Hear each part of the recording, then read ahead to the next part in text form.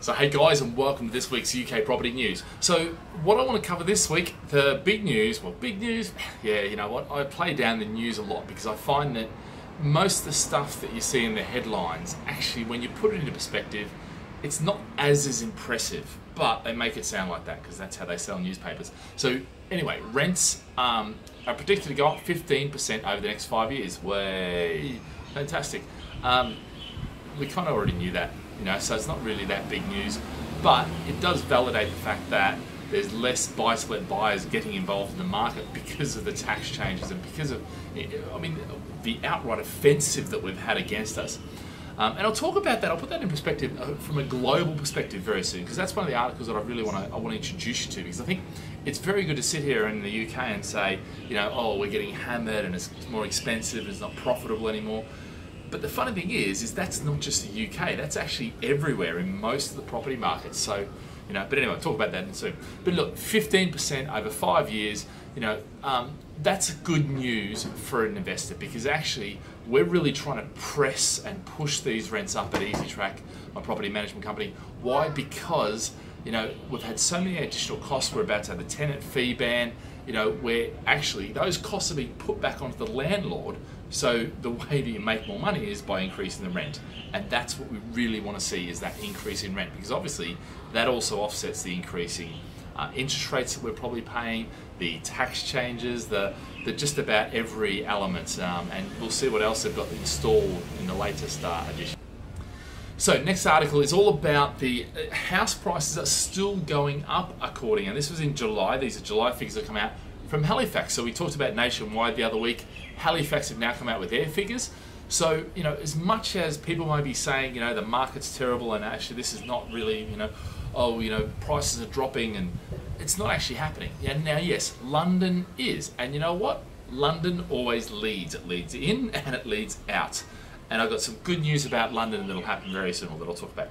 But the interesting thing is, Halifax, so July, they're saying, yep, you know, house prices are still on the rise. So we're talking about 3.3%. And we're talking about another article, which is that house prices are rising faster than wages. Okay, wages about 2.5%, 3.3% for house prices. You know, and that's the year to July. Okay, we're talking about. Figures aren't out for August yet. Obviously, it's not the end of August yet. You know, and what this plays at is the affordability element, because obviously, if we see massive house price growth and wages don't keep up, then what happens? It becomes unaffordable to buy. All right, and so that's kind of what it is. But you know what? The house price increase has dropped off or dropped down. It's not as big an increase, and the wages are ticking away. Okay, so that's good news. I mean, they're ticking away so much that the Bank of England was confident enough to raise interest rates. That's always good news. So next article is, you know, all change, the UK property, or basically non-resident taxes and the changes there. You know, the government, and understand, this is not just the UK government, okay? So yes, the UK government is going after, you know, making sure you disclose your assets and they know exactly who's non-resident, who's resident. They're you know, their CGT, they've levied against that. All these sort of things, you know, the finance is harder to get for non-residents, okay? So a lot of changes, but this is not just the UK government doing. Look at the Singapore government. They've just put in additional cooling measures, Now, if you understand the cooling measures that are there, if you're a non-resident, you can expect to pay about, I think it's about 15 or 12 or 15% now tax, and you're probably going to have to put in about 60% of the value of the property as a deposit and costs, okay?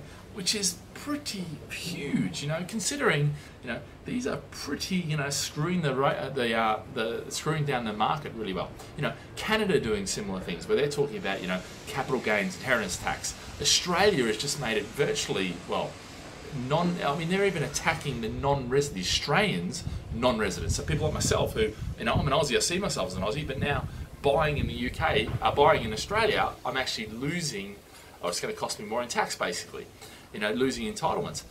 You know, and if you're not even Australian, well, it's even worse, okay? So a lot of changes are happening worldwide, and this is across the world. All governments are looking at how they can keep house prices down, you know, get the benefit to the actual people living there, and exclude or make more money out of the people who want to invest there. So where do you invest? You know, well, realistically, I mean, the UK is still pretty damn good. Even with all these changes so far, you know, there's still huge opportunities in the UK. The market's robust, there's lots of changes, but I think you've got to buy in the right areas. You know, more and more nowadays, these things you have to think about where are the best fundamentals, not the best deals. Because the deals, for me, unfortunately, you know, they're not washing out in the long term. It may look like a good deal, not sure it is. So 2 more articles. So the first one, Europeans back into UK property. Now, this is good news for London, and let me explain why it's good news for London. This is all about, so basically Savills and research they're done or looking at, which is saying that, you know, the prime areas, prime central London, okay, which is where, this is where leads out. So we've seen some drops, and we've seen some big drops over the last few years in that prime central London. Seems to now be evening out. Now that's good news for London, because what happens is the rest of London will follow, okay? Now I'm not saying it's going to be, you know, this week, next week, blah, blah, blah, but it will happen, you know, and it's going in that direction. So, you know, it may be 6 months, it may be 12 months. It doesn't seem to be continually to drop, and that's good, okay? London always astounds, you know, so if you've been not going into London, avoiding London because you think it's going to be 10 years ruined, it's just not going to be. It is still the best fundamentals on earth, as far as I'm concerned. Finally, Brexit. Always love to finish on Brexit. Look, Brexit is a dog's dinner as well. May has cut short her holiday. She's basically going direct to the European leaders, and her delegates and all that sort of stuff are going direct. They're avoiding the Commission. You know, Barnier said that rather than deal with him, they're trying to go here and put pressure. So they put pressure on the EU. Because let's face it, you know, a no deal is a bad thing. All right. Now, before we look at that, I thought I'd show you this stat. You know, and lots of these things coming out. There's lots to talk about it. How pretty much young people don't want it, old people want it. If there was another vote now, it would be about 54% against leaving the EU. Who knows? You know, those polls, I don't know. The reality is, you know, they're still going. They're still dogs mincing it everywhere. You know, it's just, you could almost write a book, and maybe that's what we should do, on how not to manage Brexit. I think for May, Theresa May, I think that, you know, she's in her final days. I really don't see how she's going to do it. I really don't see, unless she pulls something out of the bag, but I just don't think she's got no charisma. And really, I've not seen anything, anytime, anywhere while she's been Prime Minister where I go, you know what, I'm impressed with that. I just don't see it. Daddy. Hello. Daddy. Sorry, we've been invaded by my daughter. Hello. Come here, Kira. It's all right. Come here. Guys, come meet my daughter. Come on. What do they say? Can't work with kids or pets? Well, this is Akira. Say hello. Say hello.